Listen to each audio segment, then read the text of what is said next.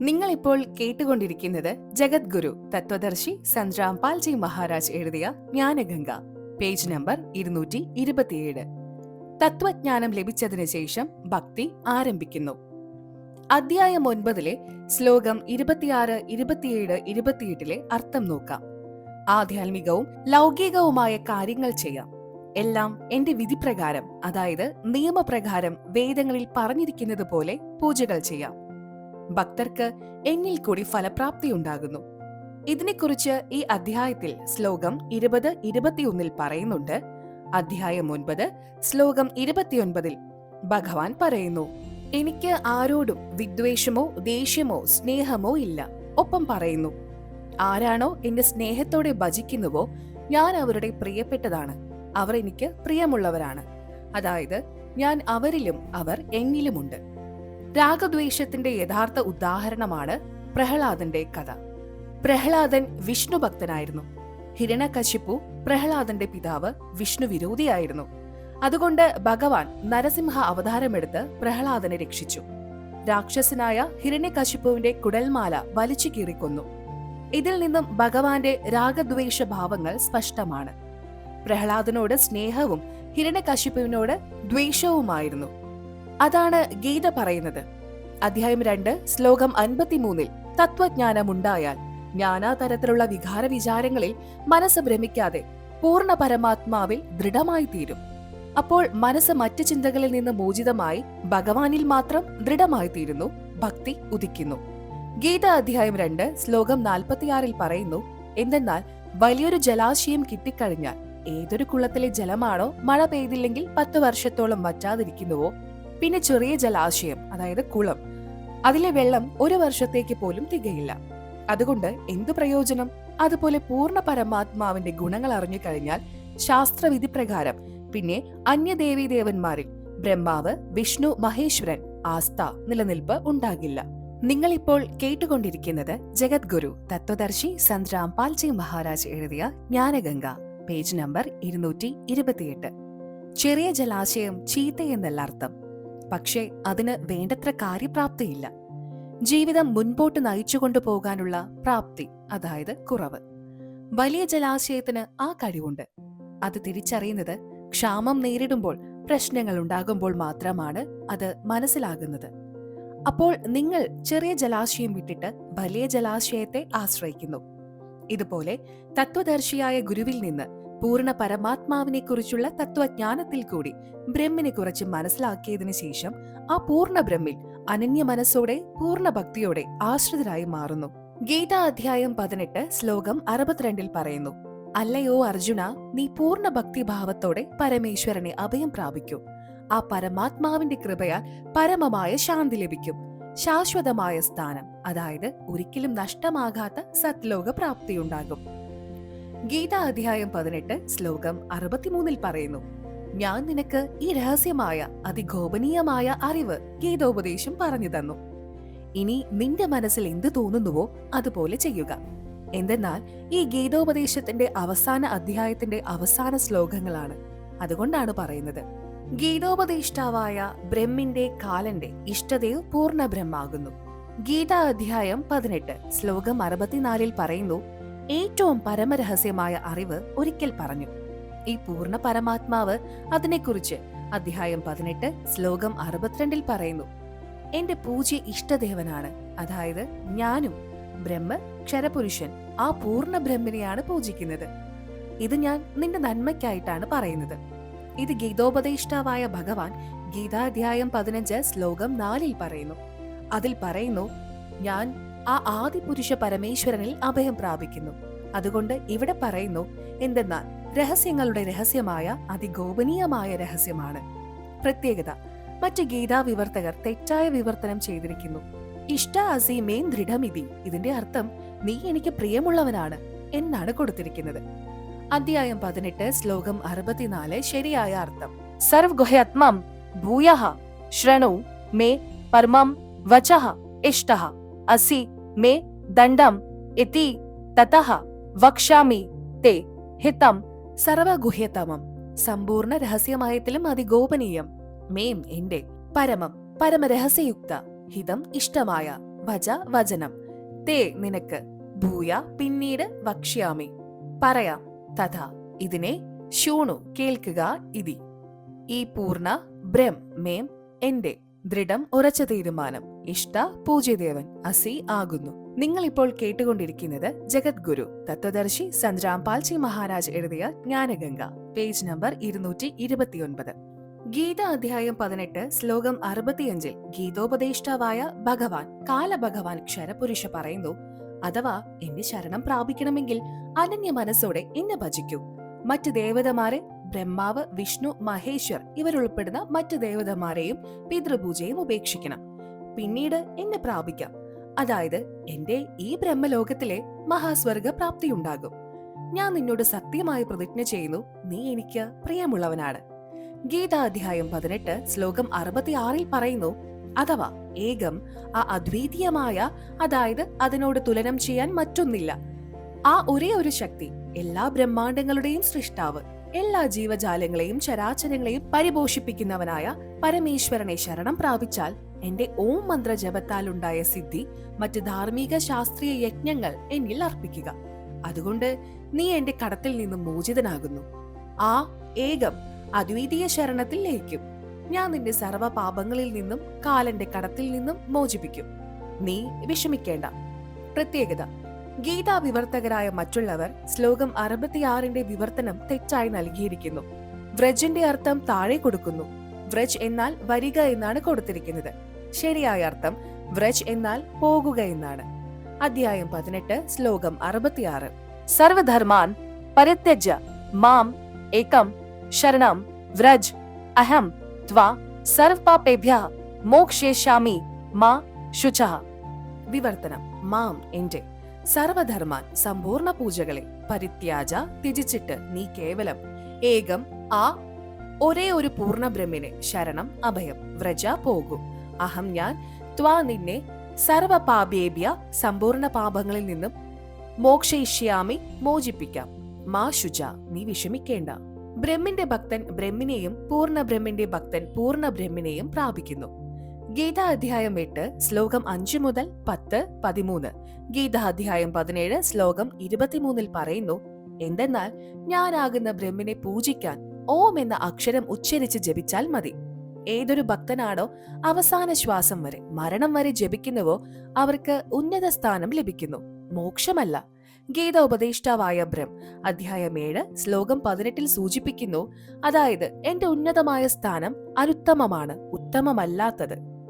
ഗീത അധ്യായം 17 ശ്ലോകം 23 പറയുന്നു, പൂർണ്ണ പരമാത്മാവിനെ പ്രാപിക്കാൻ 3 മന്ത്രങ്ങൾ ഓം തത് സത് ജപിക്കണം. ഇതിൽ ഓം എന്നത് ബ്രഹ്മ, തത് എന്നത് സാങ്കേതികവും, അതായത് പരബ്രഹ്മത്തെ ജപിക്കുന്നത്, സത് എന്നത് സാങ്കേതികമാണ്, പൂർണ്ണ ബ്രഹ്മിനെ ജപിക്കുന്നത്. പൂർണ്ണ പരമാത്മാവിനെ കുറിച്ചുള്ള തത്വജ്ഞാനം തത്വദർശി ഗുരുവിനെ അറിയുക. അതുകൊണ്ട് അവരിൽ നിന്ന് മാത്രമാണ് ആ അറിവ് നേടേണ്ടത്. ഞാൻ ഗീതാോപദേഷ്ടാവായ ഭഗവാൻ ബ്രഹ്മകാലൻ, അതായത് എനിക്കറിയില്ല. നിങ്ങൾ ഇപ്പോൾ കേട്ടുകൊണ്ടിരിക്കുന്നത് ജഗദ്ഗുരു തത്വദർശി സന്ത് രാംപാൽജി മഹാരാജ് എഴുതിയ ജ്ഞാനഗംഗ, പേജ് നമ്പർ 230. ഗീത അധ്യായം 8 ശ്ലോകം 6 പറയുന്നത്, അതായത് ഒരു നിയമമുണ്ട്. എന്തെന്നാൽ മരണസമയത്ത് ഒരു വ്യക്തി ആരെയാണോ ആരാധിച്ചിരുന്നത് അയാൾ ആ സ്ഥാനത്തേക്ക് തന്നെ പോകേണ്ടി വരും. ഗീത അധ്യായം 8 ശ്ലോകം 5, 6, 7 പറയുന്നു, ആരാണോ അവസാന നിമിഷം മരണസമയം എന്നെ ഓർമ്മിക്കുന്നുവോ, അതായത് എന്നെ സ്മരിച്ചുകൊണ്ട് ശരീരം ത്യാഗം ചെയ്യുന്നുവോ അയാൾ എന്നിൽ ലയിക്കുന്നു. പിന്നീട് മനുഷ്യജന്മം കിട്ടുമ്പോൾ ആ ഭക്തൻ തന്റെ പൂജാഫലമായ ബ്രഹ്മിൽ നിന്ന് ആരംഭിക്കുന്നു. അയാളുടെ സ്വഭാവം അതനുസരിച്ചായിരിക്കും. ഇതിന് ഉദാഹരണം ഗീതാധ്യായം 16 17 ഏതൊരു ഭക്തനാണോ കഴിഞ്ഞ ജന്മം പൂർവ്വജന്മം പൂജാതി കാര്യങ്ങൾ ചെയ്തിരുന്നത്, അതനുസരിച്ച് അടുത്ത ജന്മവും സ്വഭാവ കാരണത്താൽ ആ പൂജകൾ തന്നെ ചെയ്യും. ഗീത അധ്യായം 8 ശ്ലോകം 7 പറയുന്നു, എപ്പോഴും എന്നെ സ്മരിച്ചിട്ട് യുദ്ധം ചെയ്യൂ, യാതൊരു സംശയവും വേണ്ട, എന്നെ പ്രാപിക്കാം. ഗീത അധ്യായം 8 ശ്ലോകം 8 മുതൽ 10 വരെ സ്പഷ്ടമാക്കിയിട്ടുണ്ട്. ഏതൊരു ഭക്തനാണോ അനന്യഭക്തിയോടെ, അതായത് ഏകാഗ്രതയോടെ പൂർണ്ണ പരമേശ്വരനെ ഭജിക്കുന്നുവോ അവൻ എപ്പോഴും ആരെയാണോ സ്മരിക്കുന്നുവോ പരമദിവ്യ പുരുഷൻ, ആ പരമദിവ്യ പുരുഷനായ പരമേശ്വരനെ പൂർണ്ണ ബ്രഹ്മത്തെ പ്രാപിക്കുന്നു. അധ്യായം 8 ശ്ലോകം 8. ഏതൊരു സാധകൻ അനാദിയായ സർവ്വതിന്റെ നിയന്തമായ സൂക്ഷ്മത്തിൽ അതിസൂക്ഷ്മായതും എല്ലാത്തിന്റെ പാലനവും പോഷണവും ചെയ്യുന്നത് സൂര്യനെ പോലെ സ്വയം പ്രകാശിതനും അതായത് തേജോമയ ശരീരയുക്ത അജ്ഞാനരൂപ അന്ധകാരത്തിൽ മേലെയുള്ള കവിർദേവ് സച്ചിദാനന്ദഘൻ പരമേശ്വരന്റെ സ്മരണ ചെയ്യുന്നു.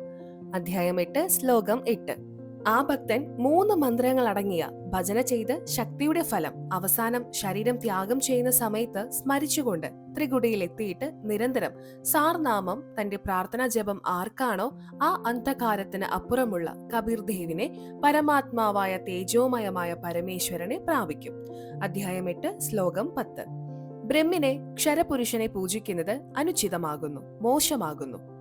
ഗീത അധ്യായം 2 ശ്ലോകം 12 അധ്യായം 4 ശ്ലോകം 5 അധ്യായം 7 ശ്ലോകം 18 പറയുന്നു, ഞാൻ ഗീതോപദേഷ്ടാവ് നാശോന്മുഖമാണ്. എനിക്കും നിനക്കും ജനനവും മരണവും എപ്പോഴും ഉണ്ടായിക്കൊണ്ടിരിക്കും. ചെയ്യുന്ന കർമ്മഫലം കിട്ടും, മോക്ഷം കിട്ടില്ല. എന്നെ പൂജിക്കുന്നവർ ഒരു പക്ഷേ യഥാർത്ഥ ഭക്തരാകും. എന്നാൽ അവരും എന്റെ താഴ്ന്ന രീതിയിലുള്ള ശാസ്ത്രവിധി പ്രകാരമല്ലാത്ത പൂജയിൽ മുഴുകിയിരിക്കുന്നു.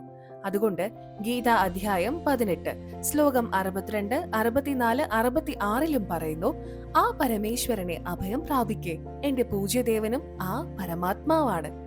പ്രാർത്ഥന മുകളിൽ പറഞ്ഞ 3 മന്ത്രങ്ങളുടെയും പൂജ എന്റെ ദാസന്റെയും അതായത് ദാസന്റെ രാംപാൽ ദാസന്റെയും അടുക്കൽ നിന്ന് ലഭിക്കുന്നതാണ്. അവ പൂർണ്ണ പരമാത്മാവായ കബീർദേവ് തന്റെ ആത്മാക്കളിൽ ദയ തോന്നി നൽകിയതാണ്. നിങ്ങളിപ്പോൾ കേട്ടുകൊണ്ടിരിക്കുന്നത് ജഗദ്ഗുരു തത്വദർശി സന്ത് രാംപാൽജി മഹാരാജ് എഴുതിയ ജ്ഞാനഗംഗ, പേജ് നമ്പർ 231. കലിയുഗ ആരംഭത്തിൽ തന്റെ പൂർവികർ അശിക്ഷിതരായിരുന്നു, വിദ്യാഭ്യാസമില്ലാത്തവരായിരുന്നു. ആ സമയത്ത് പരമേശ്വരന്റെ തത്വജ്ഞാനം കള്ള സന്യാസിമാരും ഗുരുക്കന്മാരും ആചാര്യന്മാരും മഹന്തുക്കൾ ഉയർന്നു വരാൻ അനുവദിച്ചിരുന്നില്ല. കലിയുഗത്തിന്റെ അവസാനം എല്ലാ വ്യക്തികളും ഭക്തിഹീനരും വികാരജീവികളും ആയിത്തീരും. ഇപ്പോൾ ഈ വർത്തമാനകാലത്തിൽ 20-ാം നൂറ്റാണ്ടിൽ വിദ്യാഭ്യാസമുള്ളവർ സമൂഹത്തിൽ ധാരാളം ഉണ്ടാകാൻ തുടങ്ങി. മധ്യവർഗ തലമുറയിലെ മനുഷ്യവംശം നശിച്ചുകൊണ്ടിരിക്കുന്നു. യഥാർത്ഥ ജ്ഞാനം അതായത് അറിവ് സദ്ഗ്രന്ഥങ്ങളിലുണ്ട്. അവയെ കള്ള സന്യാസിമാർക്കും ഗുരുക്കന്മാർക്കും ആചാര്യന്മാർക്കും അറിയില്ല, അവർക്ക് മനസ്സിലാക്കാൻ കഴിവില്ല. അതുകൊണ്ട് സമൂഹത്തിലെ എല്ലാ ഭക്തരും ശാസ്ത്രവിരുദ്ധമായ അറിവിനാധാരമായി ലോക കഥകൾക്കടിസ്ഥാനമായി ശാസ്ത്രവിധികൾ അറിഞ്ഞിട്ട് തോന്നിയതുപോലെ പൂജകൾ ചെയ്ത് വിലപിടിച്ച മനുഷ്യജന്മം പാഴാക്കിക്കൊണ്ടിരിക്കുന്നു. ശാസ്ത്രവിധി പ്രകാരമുള്ള പൂജ 1. ആദ്യപടിയായി ബ്രഹ്മഗായത്രി മന്ത്രം നൽകുന്നു. അത് മനുഷ്യ ശരീരത്തിൽ കമലങ്ങൾ വിരിയുന്നതിന് വേണ്ടിയാണ്. ഉപദേശം കിട്ടിയ ആ ഭക്തൻ വിചാരിക്കും, എന്തെന്നാൽ ഗുരുജി പറയുന്നു 3 ഗുണങ്ങളും രജോ ഗുണ ബ്രഹ്മാവ്, സദ്ഗുണ വിഷ്ണു, തമോ ഗുണം ശിവ പൂജയ്ക്ക് അനുയോജ്യമല്ല. അതായത് ബ്രഹ്മാവ്, വിഷ്ണു, മഹേശ്വരന്മാരെ പൂജിക്കുന്നത് നല്ലതല്ല. മന്ത്രം അവരുടേത് ജപിക്കുന്നവരോട് ഒരു അപേക്ഷയാണ്. ഇത് പൂജയല്ല. നമ്മൾ കാലന്റെ ലോകത്തിലാണ് ജീവിക്കുന്നത്. ഇവിടെ നമുക്ക് അതായത് നമ്മൾക്ക് എന്തെല്ലാം സൗകര്യങ്ങൾ ആഗ്രഹിക്കുന്നുവോ അത് ബ്രഹ്മാവ്, വിഷ്ണു, ശിവൻ എന്നിവരാണ് നൽകുന്നത്. ഉദാഹരണത്തിന് നമ്മൾ വൈദ്യുതി കണക്ഷൻ എടുത്തു, അതിന്റെ ബിൽ യഥാക്രമം അടയ്ക്കണം. പക്ഷെ നമ്മൾ ഒരിക്കലും വൈദ്യുതി മന്ത്രിയെയോ ആ വിഭാഗത്തെയോ പൂജിക്കാറില്ല. നമ്മൾ ബില്ലടയ്ക്കും, അതിന്റെ പ്രയോജനം കിട്ടിക്കൊണ്ടിരിക്കും. അതുപോലെ ടെലിഫോണിന്റെ ബിൽ, വെള്ളത്തിന്റെ ബിൽ ഇതൊക്കെ അടച്ചുകൊണ്ടിരിക്കും, അവിടെ പ്രയോജനം കിട്ടിക്കൊണ്ടിരിക്കും. നിങ്ങൾ ശാസ്ത്രവിരുദ്ധ പൂജകൾ നടത്തി ഭക്തിഹീനരായിക്കൊണ്ടിരിക്കുന്നു. അതായത് പൂജയുടെ ഫലം ലഭിക്കുന്നില്ല, മോക്ഷം കിട്ടുന്നില്ല. അതുകൊണ്ട് തന്നെ നിങ്ങൾക്ക് ധനലാഭം ഉണ്ടാകുന്നില്ല. ഈ ദാസൻ രാംപാൽ ദാസ് നിങ്ങളുടെ ഗ്യാരണ്ടി ചുമതലക്കാരനായി ഈ കാലലോകത്തിലെ ബ്രഹ്മാണ്ഡ ശക്തികളിൽ നിന്നും ബ്രഹ്മാവ്, വിഷ്ണു, മഹേശ്വരിൽ നിന്നും നിങ്ങൾക്ക് എല്ലാവിധ സുഖസൗഭാഗ്യങ്ങളും വീണ്ടും ലഭിക്കുന്നതിനായി പ്രവർത്തിക്കും. നിങ്ങൾ ഈ മന്ത്രോച്ചാരണം കൊണ്ടുള്ള നികുതി അടച്ചുകൊണ്ടിരിക്കണം. ആദ്യ മന്ത്രം സൽ സുഹൃത അവിഗത കബീറാണ്. ഇത് നിങ്ങളുടെ പൂജയാണ്. ഇത് പൂർണ്ണ പരമാത്മാവാണ്. നിങ്ങൾക്ക് പ്രയോജനം അതായത് ലാഭമുണ്ടാകും. സത് എന്നാൽ അവിനാശി എന്നാണ് അർത്ഥം. അതായത് നമുക്ക് അവിനാശി പദവി ലഭിക്കണം. ഈ മന്ത്രോച്ചാരണം 4 മാസം നടത്തണം. അപ്പോൾ നിങ്ങൾക്ക് സത് നാമം ലഭിക്കുവാൻ അർഹരാകും. 2 മന്ത്രമുണ്ട്. ഒരെണ്ണം കാലന്റെ 21 ബ്രഹ്മാണ്ടങ്ങളുടെ കടം വീടണം. അതിന്റെ ലാഭം കൊണ്ട് നമ്മൾ ക്ഷരപുരുഷൻ അതായത് കാലന്റെ കടം വീടുന്നു. പിന്നീട് ഈ കാലൻ നമ്മളെ എല്ലാവിധ കടങ്ങളിൽ നിന്നും മോചിപ്പിക്കുന്നു. നിങ്ങൾ ഇപ്പോൾ കേട്ടുകൊണ്ടിരിക്കുന്നത് ജഗദ്ഗുരു തത്വദർശി സന്ത് രാംപാൽജി മഹാരാജ് എഴുതിയ ജ്ഞാനഗംഗ, പേജ് നമ്പർ 232. ഗീത അധ്യായം 18 ശ്ലോകം 62-66 വർണ്ണിക്കുന്നു. അധ്യായം 18 ശ്ലോകം 62. തം ഏവ് ശരണം ഗച്ഛ് സർവഭാവേൻ ഭാരത് തത് പ്രസാദാത് പരാം ശാന്തിം സ്ഥാനം പ്രാപ്സ്യസി ശാശ്വതം. വിവർത്തനം: ഭാരത്, ഹേ ഭാരത്, സർവഭാവേന എല്ലാവിധത്തിലും, തമ ആ അജ്ഞാന അന്ധകാരത്തിൽ മറഞ്ഞുകൊണ്ട് പരമേശ്വരന്റെ, ഏവ മാത്രം, ശരണം അഭയം, ഗച്ഛ പോ, തത് പ്രസാദ് ആ പരമാത്മാവിന്റെ കൃപയാൽ, നീ പരാം പരമ, ശാന്തി ശാന്തിയെ, ശാശ്വതം എപ്പോഴും, സത് വാസ്ഥാനം പ്രാപ്സ്യാഹ പ്രാപ്തമാകും. വിവർത്തനം: ഹേ അർജുന, നീ എല്ലാവിധത്തിലും ഈ അജ്ഞാന അന്ധകാരത്തിൽ നിന്നുകൊണ്ട് പരമേശ്വരനെ അഭയം പ്രാപിക്കൂ. ആ പരമാത്മാവിന്റെ കൃപയാൽ നീ പരമമായ ശാശ്വത ശാന്തിയെയും എപ്പോഴും വസിക്കാനുള്ള സ്ഥാന ധാമലോകം പ്രാപിക്കുകയും ചെയ്യും. അധ്യായം 18 ശ്ലോകം 66. സർവധർമാൻ പരിത്യജ്യ മാം ഏകം ശരണം വ്രജ് അഹം ത്വാ സർവപാപേഭ്യഃ മോക്ഷയിഷ്യാമി മാ ശുചഃ. വിവർത്തനം: മാം എന്റെ സർവധർമാൻ സമ്പൂർണ്ണ പൂജകളെ പരിത്യജ ഉപേക്ഷിച്ച് നീ കേവലം ഏകം ഒരേ ഒരു പരമാത്മാവിനെ ശരണം അഭയം വ്രജ് പോകൂ.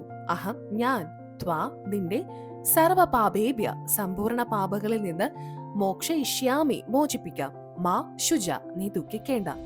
വിവർത്തനം: എന്റെ എല്ലാവിധ പൂജകളും ഉപേക്ഷിച്ചിട്ട് നീ കേവലം ഒരേ ഒരു പരമാത്മാവിന്റെ അഭയത്തിലേക്ക് പോകൂ. ഞാൻ എല്ലാ പാപങ്ങളിൽ നിന്നും മോചിപ്പിക്കാം, നീ ദുഃഖിക്കേണ്ട. മുകളിൽ പറഞ്ഞ ശ്ലോകത്തിന്റെ ഭാവാർത്ഥം ഇതാണ്. അതായത് കാലൻ, ബ്രഹ്ം അതായത് ക്ഷരപുരുഷൻ പറയുകയാണ്, അർജുൻ, നീ എന്റെ അഭയത്തിൽ വസിക്കാൻ ആഗ്രഹിക്കുകയാണെങ്കിൽ ജനനവും മരണവും ഉണ്ടായിക്കൊണ്ടിരിക്കും. അതല്ല, പരമശാന്തിയും സത്ലോകവുമാണ് ആഗ്രഹിക്കുന്നതെങ്കിൽ ആ പൂർണ്ണ പരമാത്മാവിനെ ശരണം പ്രാപിക്കേ. അതിനുവേണ്ടി എല്ലാവിധ പൂജകളെയും ഉപേക്ഷിക്കുക. അതായത് സത്നാമത്തിന് 2 മന്ത്രമുണ്ട്.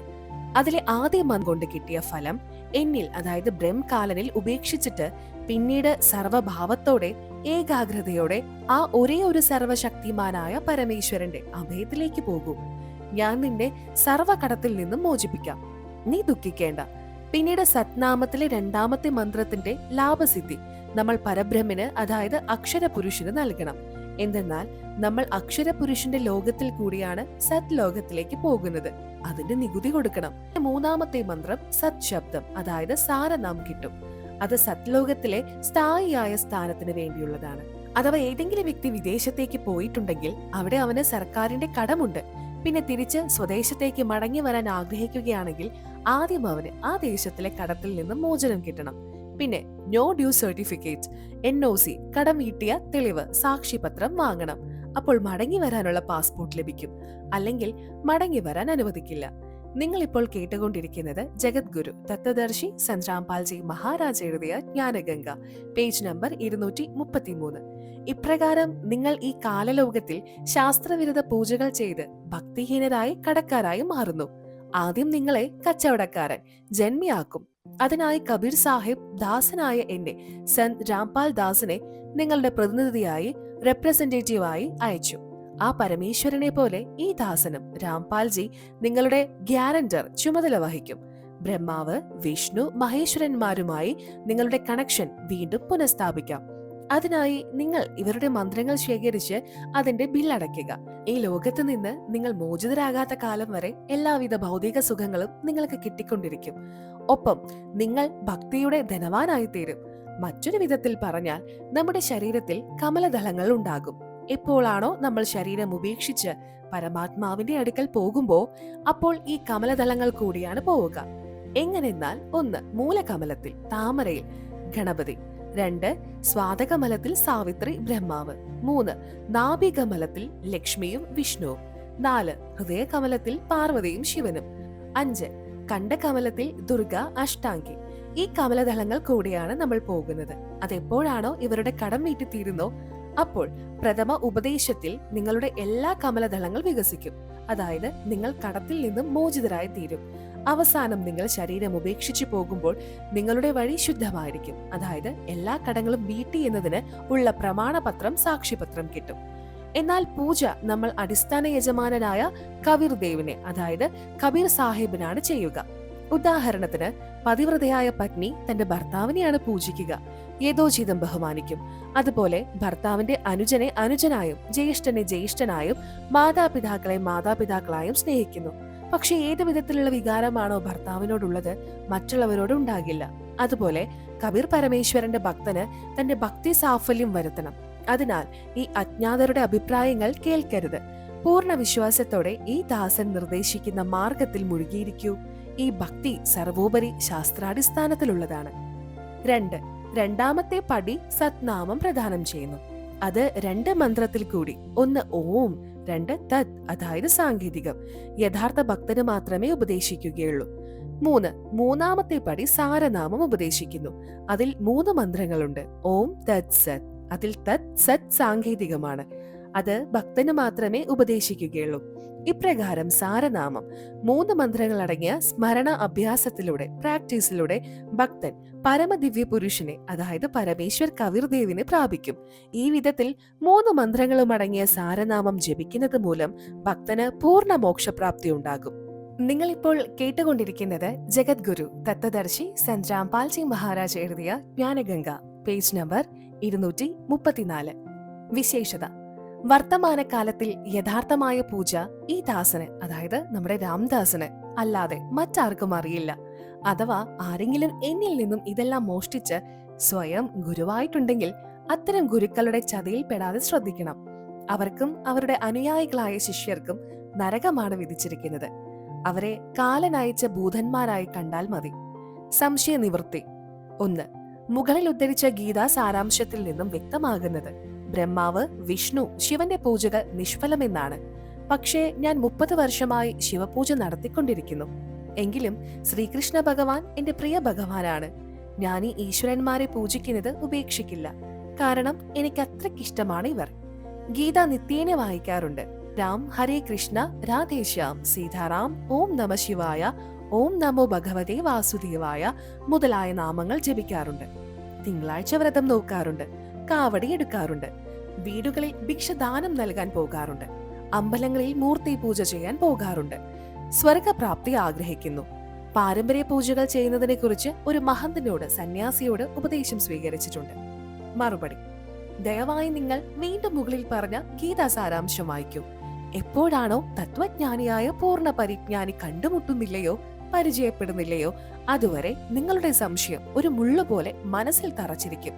മുകളിൽ ഉദാഹരണ സഹിതം വിപരീത ദിശയിലെ വൃക്ഷത്തെ, ലോകമാകുന്ന വൃക്ഷത്തെ വിവരിച്ചിട്ടുണ്ട്.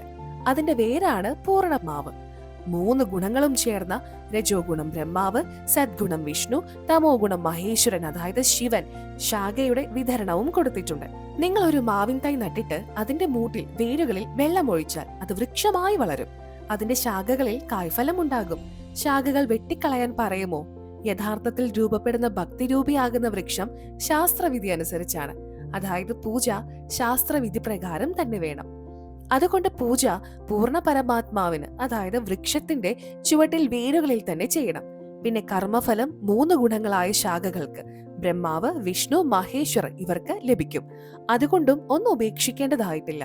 കേവലം തന്റെ ഭക്തിരൂപിയായ വൃക്ഷത്തെ നട്ടുനനച്ച് വളർത്തുക, അതായത് ശാസ്ത്രവിധി പ്രകാരം പൂജ ചെയ്യുക. ആധുനിക കാലത്തിന്റെ ഓരോരുത്തരും അവനവന് തോന്നിയതുപോലെ ശാസ്ത്രവിധി ത്യജിച്ചിട്ട് പൂജകൾ നടത്തി വരുന്നു. വിപരീത പൂജ ചെയ്യുന്നവർ മൂഢരാണ്. ദയവായി വിപരീത ദിശയിൽ നിൽക്കുന്ന ഭക്തിരൂപിയായ വൃക്ഷത്തിന്റെ ചിത്രം നോക്കൂ. ഗീതാധ്യായം 7 ശ്ലോകം 12 മുതൽ 18 വരെ 3 ഗുണങ്ങളും, രജോ ഗുണം ബ്രഹ്മാവ്, സദ്ഗുണം വിഷ്ണു, തമോ ഗുണം മഹേശ്വർ തുടങ്ങി 3 ഗുണങ്ങളും പൂജയിൽ മാത്രം ബുദ്ധി കേന്ദ്രീകരിച്ച് ഇവരെയല്ലാതെ മറ്റാരെയും പൂജിക്കാത്തവർ രാക്ഷസ സ്വഭാവമുള്ളവരായി മാറും. നിങ്ങൾ ഇപ്പോൾ കേട്ടുകൊണ്ടിരിക്കുന്നത് ജഗദ്ഗുരു തത്വദർശി സന്റ് രാംപാൽജി മഹാരാജ് എഴുതിയ ജ്ഞാനഗംഗ, പേജ് നമ്പർ 235. മനുഷ്യരിൽ നീചരും ദുഷ്പ്രവൃത്തി ചെയ്യുന്നവരും മഠയരാണ്. അവർ എന്നെ പോലും ഭജിക്കുന്നില്ല. തന്റെ പൂജ ഗീതോപദേഷ്ടാവ് ബ്രഹ്മ, അതായത് ക്ഷരപുരുഷൻ, അനുത്തമെന്ന്, അതായത് വ്യർത്ഥമെന്ന് പറയുന്നു. അതുകൊണ്ട് ഗീതാധ്യായം 18 ശ്ലോകം 62, 64, 66, അധ്യായം 15 ശ്ലോകം 1 മുതൽ 4 പറയുന്നു ആ പൂർണ്ണ പരമാത്മാവിനെ അഭയം പ്രാപിക്കാൻ, അദ്ദേഹത്തിന്റെ പൂജ തത്വദർശി ഗുരുവിന്റെ ഉപദേശപ്രകാരം ചെയ്യാൻ. ഗീതാധ്യായം 4 ശ്ലോകം 34 തത്വദർശി ഗുരുവിന്റെ നേർക്ക് ചൂണ്ടി പറയുന്നു ആ പൂർണ്ണ പരമാത്മാവിനെ ശാസ്ത്രവിധി പ്രകാരം പൂജിക്കുന്നത് കൊണ്ട് ഭക്തന് പരമമായ ശാന്തിയും സ്വർഗപ്രാപ്തിയും ലഭിക്കും. അതായത് പൂർണ്ണ മോക്ഷം ലഭിക്കുന്നു. ഗീതോപദേഷ്ടാവായ ഭഗവാൻ ക്ഷരപുരുഷ കാലൻ പറയുന്നു, ഞാനും അദ്ദേഹത്തെ അഭയം പ്രാപിച്ചിരിക്കുന്നു. അതായത് എന്റെയും ഇഷ്ടദേവൻ പരമാത്മാവാണ്. ഞാനും അദ്ദേഹത്തെ പൂജിക്കുന്നു. മറ്റുള്ളവരും അദ്ദേഹത്തെ പൂജിക്കണം. നിങ്ങൾ ദിവസേന ഗീത വായിക്കുന്നു, പക്ഷെ പൂജാവിധിയിൽ ഗീതയിൽ വർണ്ണിച്ചിരിക്കുന്നതിന് വിരുദ്ധമായി ചെയ്യുന്നു. ഏതൊരു മന്ത്രങ്ങളാണോ ഹരേ രാം, ഹരേ കൃഷ്ണ, രാധേശ്യാം, സീതാറാം, ഓം നമ ശിവായ, ഓം നമോ ഭഗവതി വാസുദേവായ എന്നിവ നിങ്ങൾ ജപിക്കുന്നു, മറ്റു പൂജകളും ചെയ്യുന്നു. വ്രതമെടുക്കുക, കാവടിയെടുക്കുക, തീർത്ഥാടനങ്ങളിലും വീടുകളിലും പൂജ ചെയ്യാൻ പോകുക, ഗംഗാ സ്നാനം, ഇതെല്ലാം ഗീതയിൽ വർണ്ണിക്കാത്ത ശാസ്ത്രവിരുദ്ധ പൂജകളാണ്. ഇഷ്ടം പോലെ തോന്നിയതുപോലെ ചെയ്യുന്ന പൂജകൾ. ഗീതാധ്യായം 16 ശ്ലോകം 23-24 ഇത്തരം പൂജകൾ വ്യർത്ഥമെന്ന് പറയുന്നുണ്ട്. സിംഹാസനവും മഹന്ത പരമ്പരയുടെ അറിവ്. മഹൻ അതായത് സിംഹാസന പരമ്പരയുടെ അറിവ് ഏതെങ്കിലും ഏകാന്തമായ സ്ഥലത്ത്, പട്ടണത്തിലോ ഗ്രാമത്തിലോ ഏതെങ്കിലും മഹാത്മാവായ സന്യാസിയോ ഭക്തനോ താമസിച്ചിരുന്നിരിക്കാം. അദ്ദേഹം ശരീരത്യാഗം ചെയ്ത ശേഷം അദ്ദേഹത്തിന്റെ ഓർമ്മയെ നിലനിർത്തുന്നതിനു വേണ്ടി അദ്ദേഹത്തിന്റെ ശരീരം സംസ്കരിച്ചിടത്ത് ഒരു വലിയ കല്ലോ ഇഷ്ടിക കൊണ്ടോ ഓർമ്മ നിലനിർത്താൻ പണിതുയർത്തുന്നു. പിന്നീട് ആ പരിശുദ്ധാത്മാവിന്റെ അനുയായികൾ വംശീയർ കല്ലുകൊണ്ട് പ്രതിമയുണ്ടാക്കി വെക്കുന്നു. കുറെ നാൾ കഴിയുമ്പോൾ അത് പ്രശസ്തമായി തീരും. പിന്നെ ധനധാന്യങ്ങൾ ലഭിച്ചു തുടങ്ങും. പിന്നീട് അവിടം ഒരമ്പലത്തിന്റെ രൂപത്തിലായി മാറും. ആ സന്യാസിയുടെ വംശീയർക്ക് ധനം ആർജിക്കാനുള്ള മോഹം കൂടി വരും. അപ്പോൾ അവർ പല വിധത്തിലുള്ള കള്ളക്കഥകൾ പ്രചരിപ്പിക്കുന്നു. അതായത് സന്യാസിയുടെ ദർശനം കിട്ടും, പരിപൂർണമായും മോക്ഷം ലഭിക്കും എന്നിങ്ങനെ. അദ്ദേഹത്തിന്റെ ശിഷ്യർക്ക് കിട്ടി. ഈ ബിംബം യഥാർത്ഥ സന്യാസിയുടേതാണ്, ഇവിടെ വരാത്തവർക്ക് മോക്ഷം ലഭിക്കില്ല എന്നിങ്ങനെ പല കഥകളും പ്രചരിപ്പിക്കുന്നു. ആ മഠയരോട് ചോദിക്കുകയാണ്, ഏതെങ്കിലും ഒരു വൈദ്യൻ രോഗിയുടെ നാഡി പരിശോധിച്ച് മരുന്ന് നൽകുന്നു, രോഗി സുഖം പ്രാപിക്കുന്നു. വൈദ്യൻ മരിച്ചു കഴിഞ്ഞിട്ട് അയാളുടെ പ്രതിമയുണ്ടാക്കി വെച്ചിട്ട് പറയുകയാണ്, ഈ പ്രതിമ ആ വൈദ്യൻ ചെയ്യും പോലെ ചെയ്യാറുണ്ട്. നിങ്ങൾ ഇപ്പോൾ കേട്ടുകൊണ്ടിരിക്കുന്നത് ജഗദ്ഗുരു തത്വദർശി സന്ദ്രാം പാൽജി മഹാരാജ് എഴുതിയ ജ്ഞാനഗംഗ, പേജ് നമ്പർ 236. ആരാണോ ഈ പ്രതിമയെ ദർശിക്കുന്നുവോ അവർ സുഖം പ്രാപിക്കും. എന്നിട്ട് അവിടെ ഒരു കള്ളവൈദ്യൻ ഇരുന്ന് മരുന്ന് നൽകും. വ്യാജ വൈദ്യൻ നൽകുന്ന മരുന്ന് രോഗത്തിന് വിപരീതമായിരിക്കും. കാരണം പണമുണ്ടാക്കാനായി മാത്രമാണ് അയാളുടെ ലക്ഷ്യം.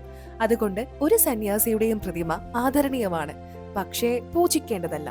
അങ്ങനെ ഏതെങ്കിലും ഒരു സന്യാസിയുടെ പ്രതിമയുണ്ടാക്കി വെച്ച് അതിന്റെ മറവിൽ ആരെങ്കിലും പൂജാരിയായോ മഹന്തായോ ചെയ്യുകയാണെങ്കിൽ ഞാനും ആ പേരിന് അർഹനാണ്. അവർ ശാസ്ത്രവിരുദ്ധ പൂജയാണ് ചെയ്യുന്നത്. ആരാണോ തന്റെ അനുഭവങ്ങൾ എഴുതി വെച്ചിട്ടുള്ളത് അയാളുടെ അനുയായികൾ വ്യാജ സന്യാസി ചമഞ്ഞ് ജീവിതം വ്യർത്ഥമാക്കുന്നു. സന്ത് സന്യാസി ഒരു സമയത്ത് ഒരാൾ മാത്രമായിരിക്കും. അയാളുടെ വഴിയിൽ അനേകായിരം വ്യാജ സന്തുക്കൾ, സന്യാസിമാർ, മഹന്ത്കൾ മാർഗതടസ്സം ഉണ്ടാക്കുന്നു. ഏതെങ്കിലും സന്യാസി ശരീരം ത്യജിച്ച ശേഷം സന്ത് മഹന്ത് പാരമ്പര്യം ഉണ്ടാകുന്നു. പൂർവ്വ സന്യാസിയുടെ സ്ഥാനരക്ഷാർത്ഥം ഒരു ചുമതലക്കാരനെ, നടത്തിപ്പുകാരനെ തിരഞ്ഞെടുക്കുന്നു. അയാളെ മഹൻ എന്ന് പറയപ്പെടുന്നു. അയാളെ ആ പവിത്ര സ്ഥലം, അതായത് ഓർമ്മയ്ക്കായി പ്രതിമ സ്ഥാപിച്ച ശേഷം സംരക്ഷിക്കുന്ന ചുമതല ഏൽപ്പിക്കുന്നു. പിന്നീട് അയാൾ അത്യാഗ്രഹിയായി, ധനമോഹിയായി, സ്വയം ഗുരുവായി തീരുന്നു. മോക്ഷം ആഗ്രഹിക്കുന്നവർ, ഭക്തി ആഗ്രഹിക്കുന്നവർ ആ വ്യാജ സന്യാസിയുടെ ഉപദേശം സ്വീകരിച്ച് തങ്ങളുടെ ജീവിതം വ്യർത്ഥമാക്കി തീർക്കുന്നു. മഹന്ത് പരമ്പരയുടെ നിയമം ഉണ്ടാക്കുന്നു. ആദ്യ മഹന്തിന്റെ മൂത്ത മകൻ അടുത്ത മഹന്തായി മാറുന്നു. അയാൾ മദ്യപാനി ആയാലും ലഹരി ഉപയോഗിക്കുന്നവനായാലും അജ്ഞാനി ആയാലും അധികാരി, അവകാശി അയാളാണ്. ഇത് ഭക്തിമാർഗമാണ്. ജീവികളെ, അതായത് മനുഷ്യരെ ഉദ്ധരിക്കുവാൻ പൂർണ്ണ ഗുരുവിനു മാത്രമേ കഴിയൂ. 1-2 മഹന്ത് പരമ്പരകളെ കുറിച്ച് ഞാൻ, അതായത് ദാസൻ, ഉദാഹരണം പറയാം. മഹന്ത് പരമ്പരകളുടെ 1-2 പുസ്തകം വായിച്ചിട്ടുണ്ട്. അവയിൽ നിന്ന് 1. 2 വയസ്സ് പ്രായമുള്ള കുട്ടിയെ മഹന്തായി അവരോധിച്ച് സിംഹാസനത്തിലിരുത്തി. പിന്നീട് കുട്ടി വലുതായപ്പോൾ മഹന്തിന്റെ ജോലി പൂജയും മറ്റും ചെയ്യാൻ തുടങ്ങി. മറ്റൊരു പുസ്തകം 5 വയസ്സ് പ്രായമുള്ള കുട്ടിയുടെ പിതാവ് മരിച്ചു. അച്ഛൻ മഹന്തായിരുന്നു. 5 വയസ്സായ കുട്ടിയെ മഹന്തായി നിയമിച്ചു. കുറച്ച് വർഷങ്ങൾ കഴിഞ്ഞ് കുട്ടി ഗുരുവായി. 2. ഒരു മഹന്തന് കുട്ടികൾ ഉണ്ടായിരുന്നില്ല. അയാൾ മരിച്ചു. അയാളുടെ സഹോദരനും നേരത്തെ മരിച്ചിരുന്നു. അയാൾക്കും കുട്ടികൾ ഉണ്ടായിരുന്നില്ല. സിംഹാസന സംരക്ഷകയായി ഒരു ശിഷ്യനെ താൽക്കാലികമായി നിയമിച്ചു. കുറച്ചുനാൾ കഴിഞ്ഞ് മഹന്ത് കുടുംബത്തിൽ ഒരാൾക്ക് ഒരു ആൺകുട്ടി ജനിച്ചു. താൽക്കാലിക മഹന്തായ ശിഷ്യൻ സിംഹാസനവും കൊണ്ട് ഓടിപ്പോയി. മറ്റൊരു പട്ടണത്തിലെത്തി സ്വയം മഹന്തായി പ്രഖ്യാപിച്ച് സിംഹാസനം സ്ഥാപിച്ചു. അവിടെ ഒരു കട തുടങ്ങി. പഴയ സ്ഥാനത്ത് 2.5 വയസ്സുള്ള കുട്ടിയെ മഹന്താക്കി അവരോധിച്ചു. 3. മറ്റൊരു പരമ്പരയുടെ ചരിത്രം നോക്കാം. മൂത്ത മകൻ വീട് ഉപേക്ഷിച്ചു പോയി. അതുകൊണ്ട് ഇളയ കുട്ടിയെ മഹന്താക്കി നിയമിച്ചു. കുറച്ചുനാൾ കഴിഞ്ഞ് അവിടം ഒരു അമ്പലമുണ്ടാക്കി. പൂജാതി കാര്യങ്ങളുടെ പേരിൽ ധാരാളം പണം വരാൻ തുടങ്ങി. മൂത്തയാളിന്റെ മകൻ പറഞ്ഞു, ഓടിപ്പോയ ഈ അമ്പലത്തിന്റെ അവകാശം ഞാനാണ്. അത് പറഞ്ഞ് വഴക്കായി. നിങ്ങൾ ഇപ്പോൾ കേട്ടുകൊണ്ടിരിക്കുന്നത് ജഗദ്ഗുരു തത്വദർശി സന്ത് രാംപാൽ ജി മഹാരാജ് എഴുതിയ ജ്ഞാനഗംഗ, പേജ് നമ്പർ 237. സിംഹാസനത്തിലിരുന്ന മഹന്തനെ കൊന്നു. അയാളുടെ മൂത്ത മകൻ മഹന്തായി. അയാളെയും കൊന്നു. അയാളുടെ അനുജൻ സിംഹാസനം ഏറ്റെടുത്തു. ഞാനാണ് അവകാശിയെന്ന് സ്വയം പ്രഖ്യാപിച്ചപ്പോൾ പുതിയ സിംഹാസനമുണ്ടാക്കി പുതിയ കട തുടങ്ങി. ഇങ്ങനെ ഒരാൾ മറ്റൊരാളിന്റെ ശത്രുക്കളായി ജീവിതം നരകമാക്കി മാറ്റി. ധനം സമ്പാദിക്കാനുള്ള ആർത്തിയിൽ ആ വീടിന്റെ സ്ഥിതി നോക്കൂ. കുരുക്ഷേത്ര യുദ്ധമൈതാനം പോലെയായി. ചില മഹന്ത്കൾ സന്യാസം സ്വീകരിക്കാനുള്ള ഏജൻസി ഉണ്ടാക്കി. ചുവന്ന വസ്ത്രം ധരിച്ചു. പഴയ പേര്, അതായത് പൂർവ്വനാമം ഉപേക്ഷിച്ച് മറ്റൊരു പേര് സ്വീകരിച്ചു. വ്യാജ മഹന്തിന്റെ വ്യാജ ശിഷ്യനായി നിഷ്കളങ്കരായ മനുഷ്യാത്മാക്കളുടെ ജീവിതം പാഴാക്കിക്കൊണ്ടിരിക്കുന്നു. വിലപിടിച്ച മനുഷ്യജന്മം നശിപ്പിച്ച് സ്വയം തന്റെയും മറ്റുള്ളവരുടെയും മഹാപാപത്തിന്റെ അവകാശികളാക്കി തീർക്കുന്നു. മഹാരാജ പരീക്ഷിത്തിന് സർപ്പദംശനമുണ്ടായപ്പോൾ പൂർണ്ണ ഗുരുവിന്റെ ആവശ്യമുണ്ടായി. അപ്പോൾ ഭൂമിയിലെ എല്ലാ സന്യാസിമാരും രാജാ പരീക്ഷിത്തിന് ദീക്ഷ, അതായത് സന്യാസം നൽകാൻ തയ്യാറായി. 7 ദിവസം ശ്രീമദ് ഭാഗവത സുധാസാഗറിലെ കഥ കേൾക്കുന്നത് നിരോധിച്ചു. എന്തെന്നാൽ 7-ാം ദിവസം കള്ളം തെളിയും. അതുകൊണ്ട് അന്ന് ആരും അദ്ദേഹത്തിന്റെ മുൻപിൽ എത്തിയില്ല. ശ്രീമദ് ഭാഗവത് സുധാസാഗറിന്റെ ലേഖകനായ വേദവ്യാസൻ മഹർഷി തന്റെ അസമർത്ഥ രക്ഷിക്കാൻ കഴിയില്ലെന്ന കാര്യം വ്യക്തമാക്കി. കാരണം അദ്ദേഹം പരീക്ഷത്തിന്റെ ജീവൻ വെച്ച് കളിക്കുന്നത് ഉചിതമല്ലെന്ന് മനസ്സിലാക്കിയിരുന്നു. ഋഷിശ്രേഷ്ഠ പ്രഭുക്കളെ ഭയന്നിരുന്നു. രാജാ പരീക്ഷത്തിന്റെ ജീവൻ രക്ഷിക്കാനായി മഹർഷി സുഖദേവിനെ സ്വർഗത്തിൽ നിന്ന് വിളിച്ചുകൊണ്ടുവന്നു. അദ്ദേഹം രാജാവിന് 7 ദിവസത്തെ ദീക്ഷ, ഉപദേശം, സന്യാസം സ്വീകരിക്കാനുള്ളത് നൽകി ഉദ്ധരിച്ചു. എന്നാൽ ഇന്നത്തെ ഗുരുക്കന്മാർക്ക്, സന്യാസികൾക്ക്, ആചാര്യന്മാർക്ക് ഭഗവാന്റെ നിയമങ്ങൾ അറിയില്ല. അതുകൊണ്ട് അവർ ഭയങ്കര പാപത്തിന്റെ ഭാഗഭാക്കുകളായി മാറുന്നു. ഓരോ പന്ഥ ബതാവി സ്വയം ന ജാനേരാ, അനധികാരി കഥാപാഠ് കരേ വ ദീക്ഷാ ദേവേ ബഹുത് കരത് ഗുനാ. വർത്തമാന കാലഘട്ടത്തിന്റെ സന്യാസത്തിന്റെ കഥകൾ പറയുന്ന പുസ്തകങ്ങളും ഉപദേശം നൽകുന്നവരും ധാരാളമുണ്ട്. എന്തെന്നാൽ പവിത്ര ധർമ്മങ്ങൾ അറിയാവുന്ന പവിത്രാത്മാക്കൾ കുറവാണ്. അതുകൊണ്ട് വ്യാജ സന്യാസിമാരുടെ സന്ത് ആചാര്യന്മാർ പെരുകി വരുന്നു. ഇവരെ പാലായനം ചെയ്യിപ്പിക്കേണ്ടിയിരിക്കുന്നു, അതായത് നാടുകടത്തേണ്ടിയിരിക്കുന്നു.